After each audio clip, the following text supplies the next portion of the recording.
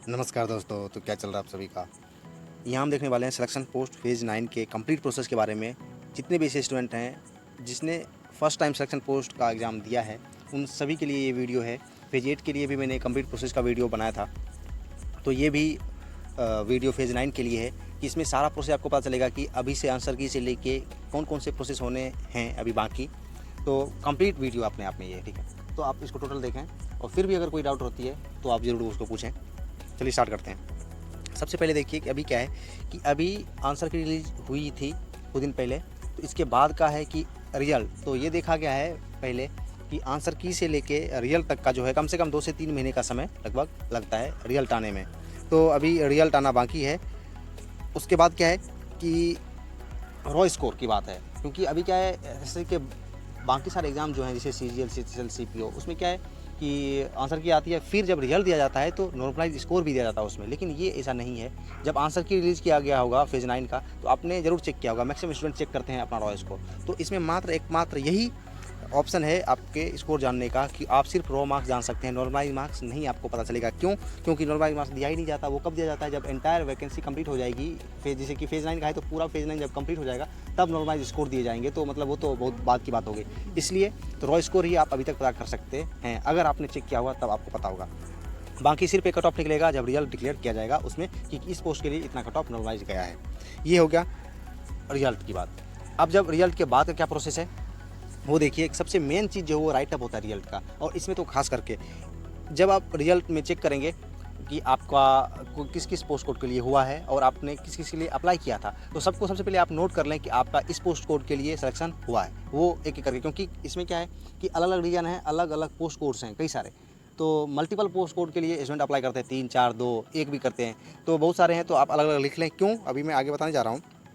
Region wise सब check करेंगे, क्योंकि राइटअप में लिखा होगा कि जो भी स्टूडेंट जिस भी पोस्ट कोड के लिए सेलेक्ट हुए हैं उनको with in the time period 20 दिन, 25 दिन या 1 महीने का होता है कि उस टाइम पीरियड के अंदर आपको hard copy of the documents भेजने हैं रिलेटेड रीजन में स्क्रूटनी के लिए। यानी चेक करेंगे वो कि सही में आप एलिजिबल हैं पोस्ट के लिए या नहीं हैं।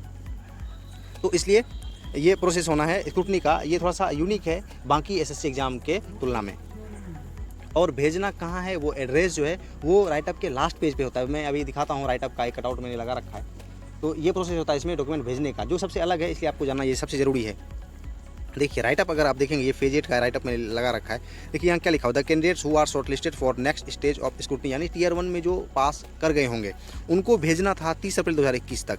यानी इसी तरीके का आपका जब रिजल्ट आएगा तो एक यहाँ डेट लिखा रहेगा कि इस डेट के ऑन और बिफोर आपको डॉक्यूमेंट्स जो हैं वो भेजने पड़ेंगे रीजन में, ठीक है, और हार्ड कॉपी।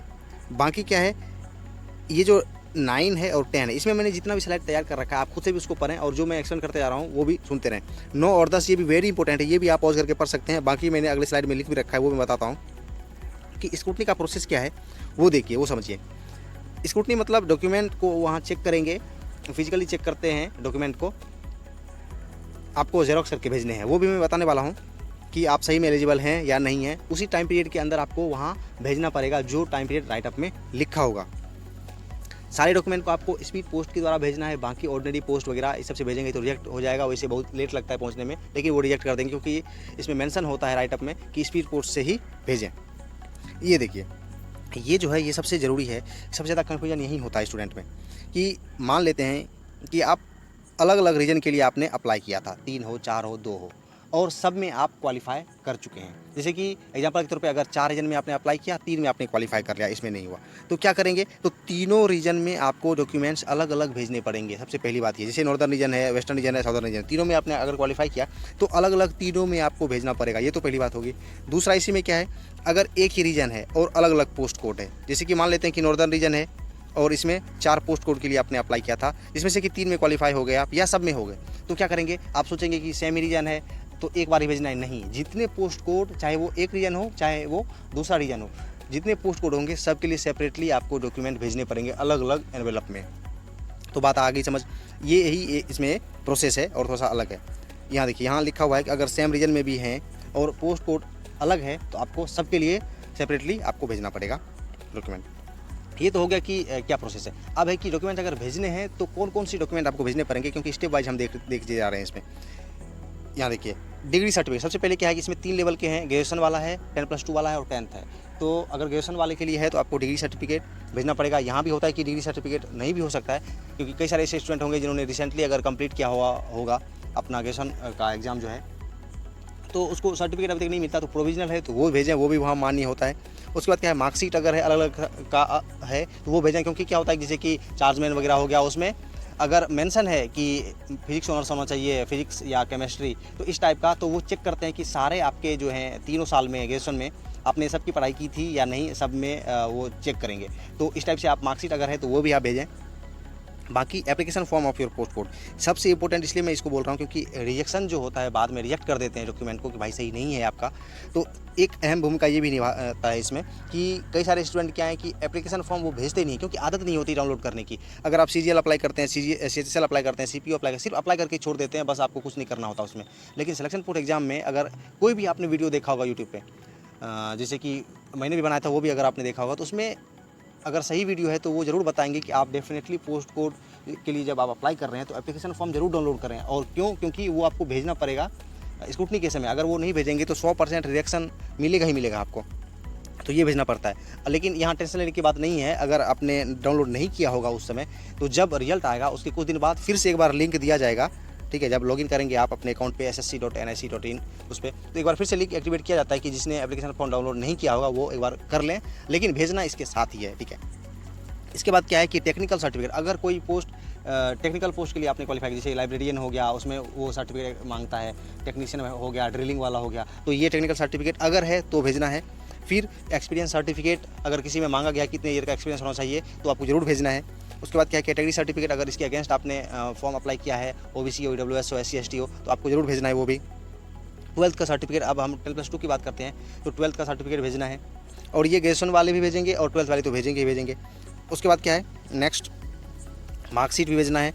फिर 10th का सर्टिफिकेट और मार्कशीट, यहाँ भी कन्फ्यूजन होता है कि भाई सर्टिफिकेट और मार्कशीट सेम ही होता है, तो CBSE में ऐसा होता है कि एक ही मिलता है उसमें, तो वही भेजना है। लेकिन अलग अलग स्टेट बोर्ड का अलग है, जैसे कई सारे स्टेट बोर्ड में क्या है कि मार्कशीट अलग से मिलता है और सर्टिफिकेट जो है मेन वो अलग से मिलता है, तो आपको दोनों भेजने हैं वहाँ, ठीक है। वो आपको अच्छे से पता होगा कि आपको 10th के बाद कौन सा सर्टिफिकेट मिला है, तो वो भेजना है वहाँ।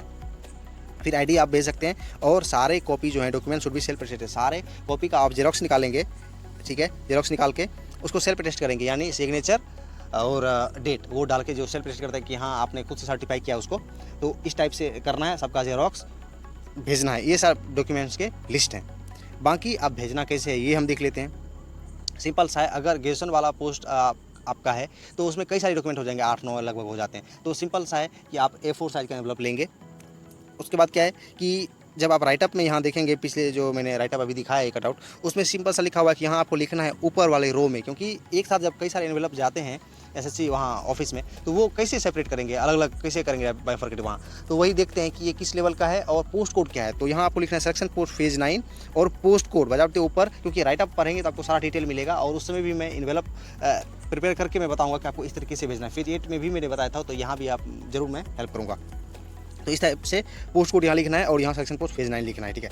नेक्स्ट है पोस्टल एड्रेस, यानी एड्रेस कहाँ से मिलेगा आपको, जैसे कि एग्जांपल के तौर पे आपका पोस्ट कोड है वेस्टर्न रीजन समथिंग है 2021, क्योंकि 21 वाला फेज 9 का है ये, ऐसे करके। तो आपको वेस्टर्न रीजन, यानी वेस्टर्न रीजन का जो है वो है मुंबई, तो राइटअप के सबसे लास्ट पेज पे सारे रीजन का एड्रेस लिखा होता है कि वेस्टर्न रीजन वाले कहाँ भेजेंगे, और साउदर्न रीजन वाले का एड्रेस जो है वो ऑफिस का कहाँ एड्रेस है, नॉर्दर्न रीजन वाले का कहाँ है, सेंट्रल रीजन वाले का कहाँ है, तो सब एड्रेस मिलेंगे, वो यहाँ आपको एड्रेस लिखना है। फिर आप सेंट्रल एड्रेस भी लिखेंगे, ये हो गया। और इस मतलब पोस्ट ऑफिस जाएंगे, सिंपली स्पीड पोस्ट कर देंगे, ज़्यादा पैसा भी नहीं लगता। और हाँ, जो टाइम पीरियड दिया हुआ है उसके कम से कम 7 दिन पहले ही आप कोशिश करें कि भेजने की, एटलीस्ट 10 दिन का गैप रखें, ठीक है। पहले 7-8 दिन टाइम लें कि आपको कैसे भेजना है, सारे डॉक्यूमेंट को तैयार करें, एनवेलप वगैरह। और फिर क्या है कि मिडल वाला जो वीक है उसमें आप भेज दें, ताकि 10 दिन का गैप हो, क्योंकि कहीं भी पहुंचने में 3-4 दिन का तो समय लगेगा, तो इसलिए रिस्क ना हो, इस तरीके से आप काम करें। अब देखिए स्क्रूटनी का समय खत्म हो गया है, जब जो डेट होगा वो अब डेट जब क्रॉस कर जाएगा उसके बाद आप भेजेंगे भी तो कोई फ़ायदा नहीं होने वाला। तो अभी हम यहाँ देखेंगे स्क्रूटनी के बाद का क्या प्रोसेस है वो देखते हैं। यहाँ जो मैं अब समय सीमा जो वो यूज़ करने वाला हूँ वो मिनिमम, क्योंकि इसके बाद कोई भी फिक्स टाइम नहीं। जैसे स्क्रूटनी के लिए फिक्स टाइम होगा कि भाई इस डेट तक आपका पहुँच जाना चाहिए, लेकिन इसके बाद का जो प्रोसेस है इसमें कोई फिक्स टाइम नहीं होता। मतलब कोई टेन्योर नहीं होता कि हाँ इस डेट को रिजल्ट आ जाएगा या इस डेट को लिस्ट पब्लिश हो जाएगी, नहीं। इसलिए मैंने मिनिमम रखा है, क्योंकि मैंने जब एनालिसिस किया है कि एक पोस्ट कोड का आने में कितना समय लगा, रिएक्शन लिस्ट कब आया, ये सब टाइप से, तो पता चला कि कम से कम जो है 2 महीने का समय लगता है स्क्रूटनी का डेट खत्म होने के बाद और रिजेक्शन लिस्ट अपडेट होना स्टार्ट जब होता है। मैं यहाँ बोल रहा हूँ स्टार्ट, क्योंकि बहुत सारे पोस्ट कोड हैं, तो ज़रूरी नहीं है कि एक ही बार सबका आ जाए, नहीं, ऐसा होता नहीं है। और एक बात और बता दूं, जब ये स्क्रूटनी का हो जाएगा डेट खत्म, तो आपको क्या करना है, रेगुलरली रीजनल वेबसाइट जो है, रीजनल वेबसाइट यानी वेस्टर्न रीजन का अलग है, साउथर्न रीजन का अलग है, वो चेक करना है, क्योंकि मेन वेबसाइट जो है ssc.nic.in उस पर कुछ भी अपडेट नहीं होगा। तो जो भी पोस्ट कोड है आपका, वो आप साइट रेगुलरली चेक करेंगे। फिर क्या है, लगभग 2 महीने लगते हैं, उसके बाद स्टार्ट हो जाए। हो सकता है कि पहला जो पोस्ट कोड हो वो आपका ही हो, लेकिन अगर ऐसा नहीं है तो 1 दिन बाद, 2 दिन बाद, 1 सप्ताह बाद धीरे धीरे करके सारे पोस्ट कोड का रिएक्शन लिस्ट आना स्टार्ट हो जाता है। रिएक्शन लिस्ट बोले तो क्या है, वो यहाँ देखते हैं। जब वो अपडेट होगा तो सबसे पहले वो डाउनलोड करके उसमें आप चेक करेंगे, आपका उसमें रोल नंबर वाइज या नाम वाइज कुछ भी हो, आप चेक करेंगे कि आपका नाम उसमें है या नहीं है। अगर रिएक्शन लिस्ट में आपका नाम नहीं है तो ये बहुत ही अच्छी बात है, क्योंकि होना भी नहीं चाहिए इसमें नाम। तो आप क्या करेंगे, फॉर्मेलिटी के लिए आप वेट करें, क्योंकि रिएक्शन लिस्ट में नहीं है तो ऑब्वियसली प्रोविजनली एक्सेप्टेड लिस्ट में आपका नाम होगा और आपको डॉक्यूमेंट वेरिफिकेशन के लिए कॉल किया जाएगा। लेकिन अगर यहाँ देखिए, ये जो मैंने लिख रखा है कि बाद में रिएक्शन लिस्ट हो गया, उसके बाद जब एक्सेप्टेड लिस्ट आता है उसमें आपका नाम होगा, सिंपल सी बात है। लेकिन अगर आपका नाम रिएक्शन लिस्ट में है किसी भी वजह से, तो क्या करेंगे, मेन ये मुझे बताना है, क्योंकि जिसका नाम नहीं है उसको तो फिर कोई दिक्कत नहीं है, वो आराम से वो समय का वेट करेंगे और जब भी डॉक्यूमेंट वेरिफिकेशन होगा उनको कॉल किया जाएगा। अब मेन बात फंसती है या ऐसे कि जब रिएक्शन लिस्ट आता है तो यूँ करके रिएक्शन लिस्ट पब्लिश किया जाएगा, ठीक है। तो यहाँ देख सकते हैं रोल नंबर, नेम वाइज ऐसे करके होता है। लेकिन यहाँ एक अच्छी बात है कि रीजन वो लिखते हैं कि भाई क्यों रिजेक्ट किया गया है डॉक्यूमेंट को आपके। तो इसमें कई सारे यहाँ रीजन लिखे होते हैं, वो अपना सिंपल आप देखेंगे कि भाई रिएक्शन का रीजन क्या है। तो यहाँ तो आप देख लें क्या क्या लिखा हुआ है। वैसे मैं टोटल लिख दे रहा हूँ यहाँ कि रिमार्क्स में क्या लिखा रहता है कि क्यों रिजेक्ट किया गया है। तो कई सारे इसके रीजन होते हैं। देखिए, हार्ड कॉपी नॉट सबमिटेड, यानी बहुत सारे स्टूडेंट ऐसे होते हैं जिनको सिर्फ एग्जाम देने से मतलब है, वो टियर 1 एग्जाम जाके देंगे, पास भी कर जाएंगे, फिर उसको कोई मतलब नहीं है, वो डॉक्यूमेंट भेजते नहीं है। जब भेजेंगे नहीं तो ऑब्वियसली उनको रिजेक्ट कर दिया जाएगा। क्यों? क्योंकि उसने भेजा ही नहीं डॉक्यूमेंट। दूसरा क्या है कि एक्सपीरियंस सर्टिफिकेट भाई नहीं दिया है या प्रॉपर एजुकेशन क्वालिफिकेशन नहीं है, क्योंकि सबसे दिक्कत इसमें ये होती है कि जब आप किसी वेबसाइट से चेक करेंगे कि फेज 9 का जैसे नोटिफिकेशन आया और किसी वेबसाइट से आप देखेंगे उसमें लिखा हो रहेगा 12th पास के लिए है कि इसमें 12th पास चाहिए, इसमें ग्रेजुएशन चाहिए और इसमें 10th चाहिए। लेकिन उसमें मतलब डिटेल क्वालिफिकेशन नहीं होता कि 12th पास तो चाहिए, लेकिन ये टेक्नीशियन वाला है, ये ड्रिलिंग वाला है, इसमें एक्सपीरियंस सर्टिफिकेट लग गया या टेक्निकल सर्टिफिकेट लग गया, तो आप एग्जाम पास कर जाएंगे, लेकिन बाद में आपको रिजेक्ट कर दिया जाएगा, क्योंकि आपके पास वो होगा। जैसे कि हो सकता है कोई लाइब्रेरियन वाला हो तो आपके पास वो नहीं होगा, तो बाद में रिजेक्ट कर दिया जाएगा। तो ये दिक्कत होती है। इसलिए मैंने ये भी बताया था कि मतलब एसएससी का जो लॉगिन है आप वहाँ से लॉगिन करेंगे और पोस्ट डिटेल में जाके देखें कि इस पोस्ट कोड के लिए क्या क्वालिफिकेशन उसने लगा रखा है, तो इसके बाद ही आप अप्लाई करें वहाँ। फिर not eligible for the post, एक फेमस है इसमें, सेक्शन पोस्ट के द्वारा ही निकलता है, GCI गर्ल्स कैडेट इंस्ट्रक्टर। कई बार तो मैंने ये इसमें ये देखा है, कई सारे लड़के भी इसमें अप्लाई कर देते हैं और एग्जाम भी क्वालिफाई कर जाते हैं, लेकिन डॉक्यूमेंट वेरिफिकेशन ये जो होता है स्क्रूटनी वाला, तो इसमें ये कह के रिजेक्ट कर दिया जाता है कि ये सिर्फ फीमेल कैंडिडेट के लिए रिजर्व था। बताइए क्यों? ये ऐसे ही मतलब स्टूडेंट हैं जो पोस्ट डिटेल चेक नहीं करते कि मतलब ये किसके लिए था किसके लिए नहीं था, तो वो भी एक रीजन होता है। उसके बाद यहाँ देखिए एक चीज़ और कि एप्लीकेशन फॉर्म नॉट सबमिटेड, ये भी एक बहुत ही ज़्यादा रिएक्शन का कारण है कि एप्लीकेशन फॉर्म अगर आप नहीं देंगे तो आपका रिजेक्ट कर दिया जाएगा, ये कह के कि आपने भेजा ही नहीं, क्योंकि उसको पता चलना चाहिए कि आप किस पोस्ट कोड के लिए आपने भेजा है और वो सारा डिटेल उसमें से देख लेंगे, वो भी आपको भेजना है। लेकिन अब अगर रिजेक्शन में आपका नाम होगा तो अब क्या करें? तो यहाँ एक लास्ट विंडो रहता है जेन्युइन कैंडिडेट के लिए, सबके लिए नहीं, क्योंकि कई सारे ऐसे होंगे जिनको भेजना ही नहीं है, उनको तो कोई मतलब नहीं है। या दूसरा जो कि मतलब गलतफहमी में उन्होंने फॉर्म फिल कर दिया, उनके पास एक्चुअल में है ही नहीं सर्टिफिकेट, तो वो कहाँ से देंगे? उनके लिए भी नहीं है ये विंडो। किसके लिए है? जेन्युइन कैंडिडेट जो कि बाय मिस्टेक किसी वजह से मतलब जैसे होता है कि भेजते समय कैटेगरी सर्टिफिकेट बाहर ही रह गया और आपने स्पीड पोस्ट कर दिया, या एक्सपीरियंस सर्टिफिकेट नहीं भेज पाए आप, या उस समय आपको सर्टिफिकेट नहीं मिला था और 2 महीने बाद कई सारे से पूछते हैं स्टूडेंट कि उस समय में नहीं भेज पाया सर्टिफिकेट, अब मिला है, तो अब क्या करें? तो मैं बताना चाहता हूँ कि अगर ऐसा हो कि अभी सर्टिफिकेट नहीं है कोई एक और 1-2 महीने बाद मिल जाएगा आपको सर्टिफिकेट, तो भी आप भेजें, क्योंकि फिर से जब आपको मिलेगा मौका, जिसको कि रिप्रेजेंटेशन का मौका बोलते हैं, तो उसमें आप भेज सकते हैं। तो ये जो मौका है रिप्रेजेंटेशन का, इसमें कम से कम 6-7 दिन का समय रहता है, 7 दिन मान सकते हैं अप्रॉक्सीमेटली। तो इसमें क्या है कि आप अपने आप को रिप्रेजेंट करेंगे कि भाई आपने जो रिजेक्ट किया है डॉक्यूमेंट को, तो इसके अगेंस्ट आप रिप्रेजेंटेशन डालेंगे, जैसे कि अगर कैटेगरी सर्टिफिकेट आपने नहीं भेजा होगा तो वो भेजेंगे। लेकिन इसका क्या प्रोसेस है? तो राइटअप जब आएगा फिर से रिएक्शन लिस्ट के नीचे जब आप देखेंगे उसमें लिखा रहता है कि ईमेल आईडी आपका लिखा रहेगा उसमें, ठीक है। ईमेल आईडी पे ही आपको मेल करना है, डॉक्यूमेंट को सेंड करने वहाँ, ठीक है। अपना डिटेल वगैरह लिख देंगे कि नाम, रोल नंबर, ये सब लिख देंगे और डॉक्यूमेंट को भी आप भेजेंगे वहाँ। और एक बात ये आपको जानना ज़रूरी है कि सिर्फ मेल करने से ही बात बनेगी, स्पीड पोस्ट वैलिड नहीं है, वरना एक तो पहुँचेगा नहीं इतने कम टाइम में, अगर पहुँच भी गया फिर भी वो रिजेक्ट कर देंगे, क्योंकि साफ साफ लिखा हुआ है कि सिर्फ वाया मेल ही काम होगा रिप्रेजेंटेशन का, क्योंकि उनको थोड़ा जल्दी प्रोसेस करना होता है कि बाद में फिर से एक अपडेटेड लिस्ट वो निकालते हैं कि किसने दिया रिप्रेजेंटेशन, किसने नहीं दिया। मैक्सिमम स्टूडेंट नहीं देते, कुछ ऐसे स्टूडेंट हैं जो कि देने के बाद एक्सेप्टेड लिस्ट में बाद में आ जाते हैं, क्योंकि वो सही कैंडिडेट जो होते हैं, जो बाय मिस्टेक वाले जो अभी मैंने बताया वो है। मतलब मोरल ये है कि अगर ऐसा हो जाता है, पहले तो फर्स्ट टाइम जो आप भेजेंगे उसी समय मतलब अच्छे से देख के भेजें कि कोई ऐसी गलती की गुंजाइश ना रहे, लेकिन फिर भी अगर ऐसा कुछ हो जाता है तो एक और मौका आप सकते हैं, क्योंकि ये स्क्रूटनी का मामला सबसे ज़्यादा इंपॉर्टेंट है। भले आपके कितने भी नंबर हों, अगर ये आप पार नहीं कर पाए स्क्रूटनी का तो सिलेक्शन इम्पॉसिबल है इसमें, इसलिए इसको अच्छे से क्लियर आपको करना ही पड़ेगा स्क्रूटनी वाला प्रोसेस। फिर देखिए रिप्रेजेंटेशन का टेन्योर जब खत्म हो जाएगा उसके बाद क्या है, इसके बाद एक फाइनल प्रोविजनली एक्सेप्टेड लिस्ट और एक फाइनली रिजेक्टेड, क्योंकि अब कोई भी मौका नहीं मिलने वाला, रिजेक्टेड लिस्ट दिया जाएगा कि ये सारे स्टूडेंट को बाहर कर दिया गया है, और एक रहेगा एक्सेप्टेड लिस्ट और रिप्रेजेंटेशन कंसिडर करने के बाद कि सबको देखा गया, फिर से रिकंसिडर करने के बाद जो भी एक्सेप्टेड लिस्ट में है उसका नाम दिया जाता है, और उन्हीं सारे कैंडिडेट को क्या है डॉक्यूमेंट वेरिफिकेशन के लिए कॉल किया जाएगा। वो कब, तो उसमें भी टाइम लगता है, कम से कम 4 महीने। फिर मैं यहाँ बोल रहा हूँ कम से कम है, क्योंकि जब आप फेज़ 7 फेज़ 8 ऐसा करके खुद से भी एनालाइज करेंगे ना कि कोई एक पोस्ट कोड है उसका कब आंसर किया आया, रिजल्ट कब आया, स्क्रूटनी का प्रोसेस स्टार्ट कब हुआ, रिएक्शन लिस्ट कब आया, एक्सेप्टेड लिस्ट कब आया, तो आपको फिर डॉक्यूमेंट वेरिफिकेशन कब आया, तो आपको पता चलेगा कि कम से कम का तो समय है, लेकिन मैक्सिमम टाइम नहीं बता सकते। 6 महीने भी लग सकते हैं, 1 साल भी लग सकते हैं, लेकिन कम से कम 4 महीने के बाद शुरू हो जाता है प्रोसेस कि हाँ कुछ पोस्ट कोड का डॉक्यूमेंट वेरिफिकेशन करवा लिया जाए इस टाइप से। तो 4 महीने मान सकते हैं, 4 से 5 महीने मान सकते हैं, इसके बाद शुरू होने का चांस हो सकता है आपके पोस्ट कोड का पहले हो, क्योंकि एक ग्रुप में ही होता है, 5-10 पोस्ट कोड का एक साथ होता है। तो ये हो गया डॉक्यूमेंट वेरिफिकेशन। अब आता है कि जब आप डॉक्यूमेंट वेरिफिकेशन में अब जाएंगे, यहाँ एक और इम्पोर्टेंट बात है कि सारे लिस्ट आपको मिलेंगे रीजनल वेबसाइट पे, जैसा कि मैंने बताया। उसमें कोई आपको मैसेज नहीं किया जाएगा कि आपका जो है लिस्ट अपडेट किया गया है, आप चेक कर लें, नहीं, आपको रेगुलरली चेक करना पड़ेगा। लेकिन जब फाइनल आता है डॉक्यूमेंट वेरिफिकेशन तो इसमें आपको मेल किया जाएगा। ऐसा इसमें नहीं हो सकता कि मतलब आपका डॉक्यूमेंट वेरिफिकेशन ही छूट गया, नहीं, आपको मेल किया जाएगा कि आप भाई एडमिट कार्ड डाउनलोड कर लें, आपका डॉक्यूमेंट वेरिफिकेशन इस डेट को है। हाँ, बशर्ते आपका ईमेल आईडी सही होना चाहिए, आप जो वहाँ दिया है, ठीक है। तो डॉक्यूमेंट वेरिफिकेशन रीजनल ऑफिस में होगा, जैसे कि वेस्टर्न रीजन है तो मुंबई में होगा, ऐसे करके कुछ होता था कि अपने रीजन में करवाने के लिए एप्लीकेशन वगैरह देना पड़ता है, लेकिन मैक्सिमम ये आप जान लें कि जिस पोस्ट कोड का जो रीजन है वहीं आपको जाना पड़ेगा डॉक्यूमेंट वेरिफिकेशन में। फिर है डॉक्यूमेंट वेरिफिकेशन के समय डॉक्यूमेंट कौन से ले जाने हैं, तो सिंपल सी बात है, आप प्रोविजनली एक्सेप्टेड लिस्ट में हैं तो आपने जो डॉक्यूमेंट भेजा था जेरोक्स करके उसी का ओरिजिनल लेके जाना है, और साथ में 2 कॉपी ले जाने हैं जेरोक्स, एक वो रखेंगे और एक एक्स्ट्रा आप रख सकते हैं। तो ओरिजिनल वहाँ चेक करते हैं और जेरोक्स एक वो अपने पास रखेंगे, फिर से वहाँ वो खुद के सामने सेल्फ टेस्ट करवा के फिर से रखेंगे, ठीक है। उसके बाद क्या करना है आपको, फोटोग्राफ तो आपको लेके जाने हैं, आईडी आपको लेके जानी है, तो ऐसे भी लेके जाते हैं।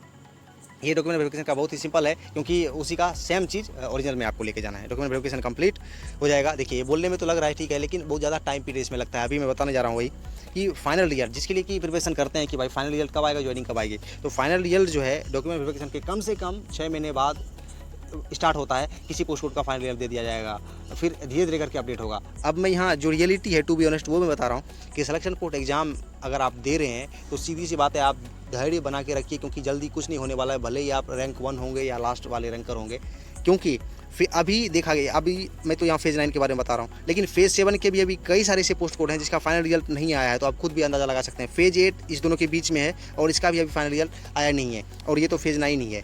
तो कम से कम 6 महीने, ज़्यादा से ज़्यादा 1.5 साल, 1 साल, 2 साल भी लग सकता है फाइनल रिजल्ट आने में। कई सारे ऐसे पोस्ट कोड हैं, आप खुद भी जब देखते होंगे वेबसाइट तो आपको वहाँ दिखेगा कि अरे अभी तो फाइनल ये का है, आप बताइए कि इतने दिन हो गए हैं। तो इसलिए सीधी सी बात है कि ये कोई डिमोटिवेट करने वाली बात नहीं है, जो रियलिटी है वो मैं बता रहा हूँ। इसलिए ये तो बिल्कुल भी बताना असंभव है कि किसका रिजल्ट कब आएगा, लेकिन हाँ, अगर आपने एग्ज़ाम दिया है और आपका एग्ज़ाम अच्छा गया है और क्वालिफाई अगर करेंगे तो बस प्रोसेस में हिस्सा लीजिए, बाकी समय का इंतजार करिए, दूसरे एग्ज़ाम की प्रिपरेशन करिए जम के, ताकि जैसे जैसे समय गुजरेगा ये तो आ ही जाना है, रिजल्ट तो आता रहेगा और प्रोसेस आगे बढ़ता रहेगा, ठीक है। जल्दी जॉब लेनी है, सिंपल सा फंडा है, आप बैंकिंग एग्ज़ाम की प्रिपरेशन करिए, और अगर एसएससी की कर रहे हैं तो ठीक है, वेट करिए, वेट के अलावा कुछ नहीं कर सकते, क्योंकि टाइम लगता है इसमें जो मैंने बताया वो सारा कंप्लीट प्रोसेस था फेज़ 9 का जो होने वाला है, ठीक है। बाकी इसमें सारा कुछ क्लियर करने की मैंने कोशिश की है यहाँ। लेकिन फिर भी अगर कोई डाउट हो जाता है, क्योंकि कई सारे ऐसे डाउट हैं अभी भी कि हो सकता है आपके मन में हो, तो वो ज़रूर पूछ लें, मैं एक एक करके रिप्लाई सबका दूंगा। कोई अगर मिस्टेक हुई हो तो वो आप खुद से एडजस्ट कर सकते हैं उसमें। बाकी सारे वीडियोज़ के लिए बने रहें। एंड करते हैं सेशन को। Thank you. जय हिंद।